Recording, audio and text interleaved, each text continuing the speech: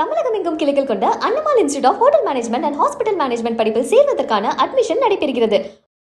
வழக்கம் ஆண்டுதோறும் நடைபெறும் இந்த மீன்பிடி திருவிழாவில் கிட்டத்தட்ட 2000 மீன் குஞ்சுகளை வளர்க்கப்பட்டு இது மக்களுக்கு கிடைக்க வேண்டும் என்பதற்காக வளர்க்கப்பட்டு இந்த கம்மாயில் இங்கு இருக்கக்கூடிய கிராமத்தார்கள் மற்றும் பெரியவர்கள் வெள்ளை வீசிய பிறகு இந்த மீன்பிடி திருவிழா நடைபெறுவது வழக்கம். அதுபோல் இன்று வெள்ளை வீசிய பிறகு பொதுமக்கள் வேகமாக உற்சாகத்துடன் கம்மாய்க்குள் இறங்கி மீன்கள் பிடிக்கும் காட்சிகளையும் தற்போது பார்த்து கொண்டிருக்கின்றோம்.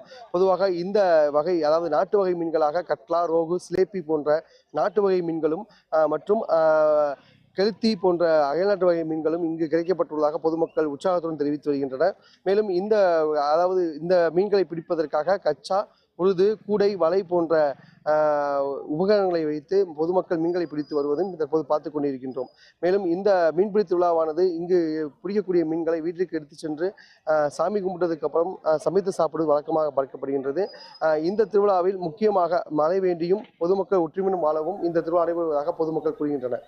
நியூஸ் 1 செய்திகளுக்காக மேலூர் செய்தியாளர் குமரேசன்.